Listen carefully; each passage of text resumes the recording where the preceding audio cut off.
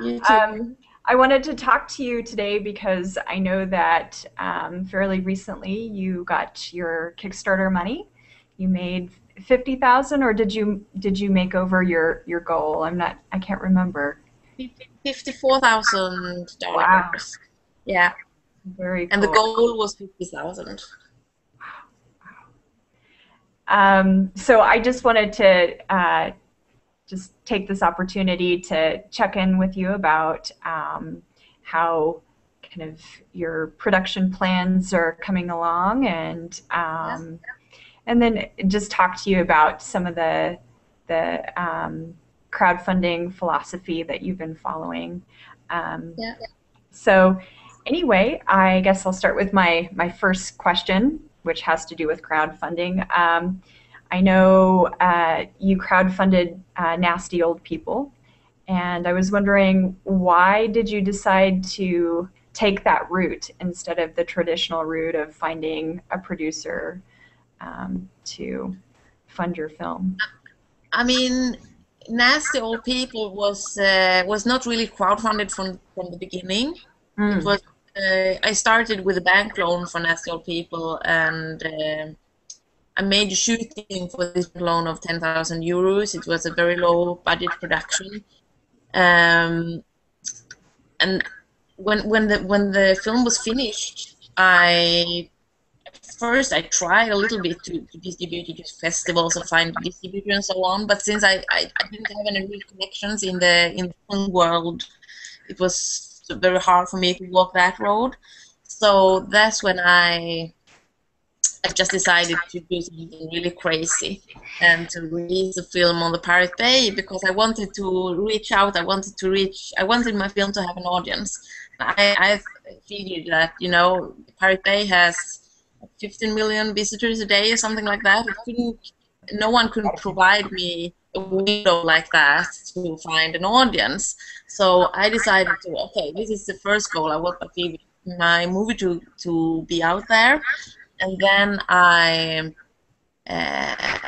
also needed some help to be able to pay the bank loan. So I just simply asked people to put some amount on a PayPal account, and people did. So they were just, I mean, the film was ready, everything was there, it could be seen for free, but still people gave me some money and helped me pay the bank loan. And this is when I also realized that, I mean, this crowdfunding thing, I mean, people really want to support and help and want to be part of creating stuff. And I realized that people were so happy that they could be part of it. I mean, that they could help, that they could actually make a difference also. They could take part in deciding what movies should be made and who they want to support, what kind of stories they like, and so on.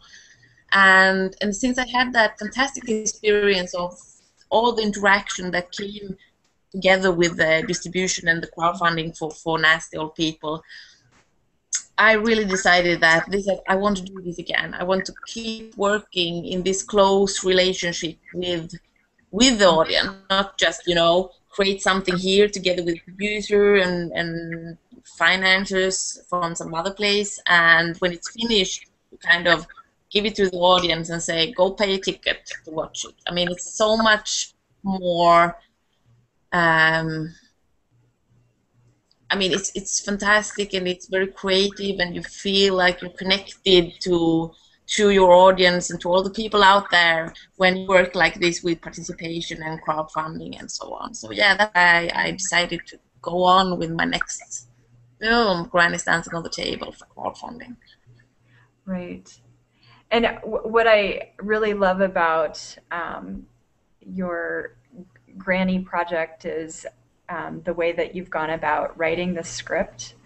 And I was wondering if you could talk a little bit about how you've included fan participation in the script writing process for Granny. Yeah, I mean, I started very in a very simple way. I created a page on Facebook for Granny, and I just started to ask people questions about if they had experiences of the same situations or themes, things that happens in the story and in the script, if they have personal stories to share around this. And I did this like first to get more inspiration, to get more input when I was writing, and also like a way for people to engage in those themes and to start to think about like the questions of exclusion, inclusion, to mean how to if you feel part of a situation or not, what do you do, how do you handle that, and when people start to share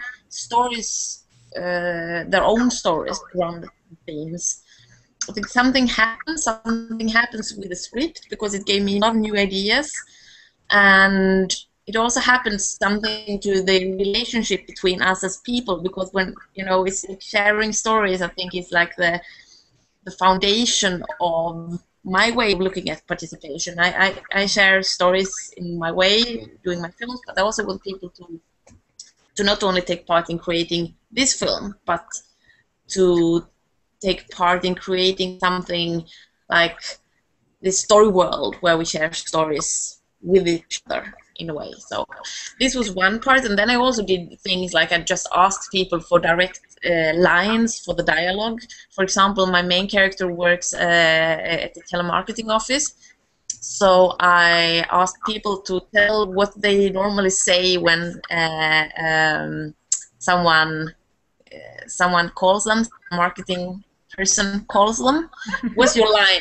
What do you normally say to get rid of that person? It came up with very hilarious things that they normally say, like, I'm asking for Maria, and then if they like, oh yeah, this is Maria. Okay, can I talk to Maria? And then, oh, sorry, Maria is dead. Like, very strange things like that they normally say when someone calls them for telemarketing, and this is like direct lines that went into the script, which was cool. really great, So this is some of the ways I've been working with when it comes to the script. Very cool. So did some of this kind of fan participation in the writing process change the script that you had in your mind when you first started, or did anything about the script change as you were working with your audience? I mean, of course it changes, and it changes all the time, when you write and you rewrite and you rewrite, and from the beginning I have one idea, and then of course when I write it changes a lot, and of course also the input helps it to change. Right. It's kind of difficult to say exactly how like exactly that input changes in that way, because you write something and then you write it again and you forget the last word version, and so on. But I mean, yeah, there is a lot of things that changes, maybe not like so much in the big arc. Like I know where I'm starting, and I know where I'm finishing. But in between, in all the little details, there is a lot of input. Very cool. Very cool. So I read an article that you did with, or Orgzine did an interview with you, and in that interview you said that Creative Commons licensing is, you Creative Commons licensing your work is kind of like you participating in a kind of a large peace movement, and I was wondering if you could kind of encapsulate that conversation that you had with that person, because it's such an interesting statement, and I would like to get that statement out to our audience, because it's really powerful. I mean, I'm thinking like this, that Creative Commons, the bottom line of Creative Commons is it gives the opportunity for more people to share more stories, and more people to take part I mean, to listen to watch more films, to listen to more stories, and the more we, I, I I'm thinking that the more we share stories with each other, and the more we listen to each other's stories, the better we can understand each other. The better we can understand each other's realities. And when we do understand each other and each other's realities, I think it's really hard to make war, because this is like the bottom line of peace, that you actually can put your own mind into someone else and walk in someone else's shoes, like to feel and experience what's it like for someone else, on the other side of the earth. And I mean, the Creative Commons helps to give the opportunity for more stories to be told and more stories to be heard, and that's why I think it's important. Very cool. Yeah. that is so cool. I mean, I don't think I've ever heard Creative Commons described like that, but I think you're right. Creative Commons is kind of a peace offering in a number of ways. I mean, one, it's saying I'm making peace with you fans. I'm making peace with you fellow co-creators. I'm and I'm helping spread peace by spreading the story. Yeah. Definitely, I agree. So I was wondering too if you could talk a little bit about some of the film festivals that have sprung up, I think, around Nasty Old People. Am I right about that? That people just organized on their own. Like there wasn't some big distribution person like behind that. It was just people in little local areas who were like, you know what, we just want to show this film on screen. And I was wondering just kind of like what some of those festivals look like, and why do you think people in those areas of the world were so inspired to like organize something like that? It's pretty amazing. Yeah, I mean, first of all, there was people just started to organize screenings at independent cinemas, not really like festivals, but it was more like some independent cinema that wanted to show the film. And the first one was shown in Vladivostok in Russia. So it was like 1 week after the release on the Pirate Bay. I got an email about the screening in Vladivostok.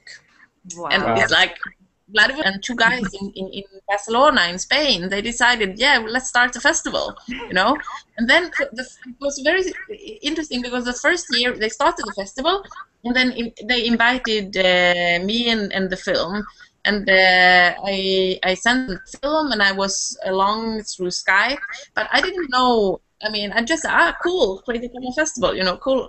And then 1 year later, I met the guy in Barcelona in some other circumstances, and he just came up to me and said, yeah, well, we started the festival because we saw the Nasty Old People on the Pirate Bay. This was like, wow. And then they also put the Creative Commons license on the festival, which means that you can copy the festival. They have like a lot of Creative Commons films that they show, and then anyone can just take the concept and all the films and create a new festival. Okay. Wow. And this happened like in a lot of places in Latin America, and this festival is on its way to start in Africa now. Oh wow. Wow. I mean, that's just peace movement, I'm saying. Yeah. No kidding. So. Amazing. So this is kind of my last question because I know you have a meeting coming up here pretty soon. But I was wondering if you could just really talk briefly about the Grannyverse that you've set up, especially for like your Kickstarter campaign to kind of engage your audience. like some of the games that were offered as rewards were super interesting to me, and I was wondering if you could talk a bit about that, and maybe the creators of the game, how you found them, and how you're partnering with them. I mean, the creatives for the game I found through a university in Malmö, and I worked together with some researchers.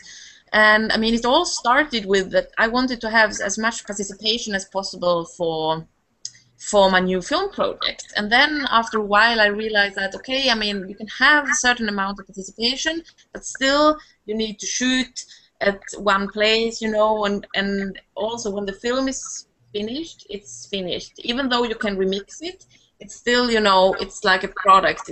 The film is a film. Right. And then I decided I wanted to try to find more ways for people to be more interactive, basically. So that's why we decided to actually create a game. And I found those two game designers in Malmö. So we started to work together, and what we're trying to do is we're trying to make a game that is quite story-based, a little bit like an adventure game, but with a modern thing around it. And it's not finished; it's under development. Okay. But it's going to be like the story universe. I mean, we have the story in the film is about a girl named Amy who grows up isolated in society, and she runs away from home and goes to the society to find her granny. And she searches for her granny, and she has this fantasy, and she has this imagination where she's like thinking about her granny, and this imagination helps her to do a lot of things that she's afraid of. She is like the granny metaphor helps her to do the things she's afraid of, basically. So she can develop, and she finds her sexuality, and she goes on this journey and finds some crazy people and finds a new family in a way. This all the time, like looking for her granny, searching for her. And then in the game, we create like because the film is like from inside of Amy. We follow her on her journey. Right. But the game is like a lot of other people around her. How did this happen? You know, how did she end up in those strange circumstances with, like, out in the forest with her father? What happened before, and what happened in this strange city to where she comes? I mean, what's the background? What's the people around that? So you go into different characters and you go into their minds. And what we're developing now is that you can go into their conscious minds, but you can also go into their unconscious minds to, you know, do things in the unconscious of people. So this is like, what we're developing. And this is so I mean, the Granniverse is like, it's a film about Amy, it's a game about the background and the circumstances around it and the unconscious. And then you have we have Granny Day, which is we want people to tell their stories about their own grannies. We want people to, we asked during the crowdfunding campaign for people to send a picture and a short story about their own granny, because we want people to like to think of themselves and their own life, and how did my granny inspire me to become the person I am, or is there something that am I affected by, you know, my past and my female older relatives in some way. And then, of course, there's some people who maybe doesn't have a biological granny, who can also tell the story about some other old woman that was like inspiration or something that was important. And this is something like, for me, I think it's both very strong when people are actually allowed to tell the story about their granny, because something's happened to them and they start to. I heard those stories about people who told me that, yeah, I had to go and ask my mother about those stuff about my granny, and then we started to talk and we found out things about our relationship, you know, like this. I mean, this is what I think is really great, that it makes people, it connects people. It makes people start to talk to each other in their own you know, their own life and their own environment like this, you know. Right. And then it's also like to just put all those granny stories up, like a manifestation becomes quite strong when you have like grannies from New Zealand and Poland and Iraq next to each other, just telling those short stories about grannies who did like maybe baked cakes or fought for female for the right to vote for women, or maybe, you know, just affected the history in so many ways. And all those stories are kind of untold about all those fantastic women. Right. So it's also a way to show that there is so much to tell, you know, and there is a female history that is in a way like forgotten or not told, you know, which I also think is a way, a part of Grannyverse is to also to be able to give those stories, you know, and to Right. collect them. Yeah. Well, Hanna, thank you so much for taking the time to talk with us today. And did you want to just say really quick how people can kind of follow the project, if there is any way to do that at this point? Because I know you're in production, but yeah, sure. I mean, we on Facebook. Okay. It's the easiest way to follow now is on Facebook, of course, like Grannies Dancing on the Table on Facebook, where I'm now and then making updates, and I'm going into production now. So it's like in September we are shooting the first part. So it's a lot of things to do, but still I'm like I give the updates of what's happening. Okay. And then of course updates will come on Kickstarter also, so you can see even if you're back or not, you can still read updates there. And then of course you can go into granniverse.com where you can read a lot more about the whole project. And now and then we also make updates on the news page on granniverse.com. Very cool. Cool. Well, thank you so much for talking with us. Thank you. Have a Nice good day. talking to you. Or night. Yeah. Thank you. It's evening here now. So have a great day. All right. Bye-bye. Bye.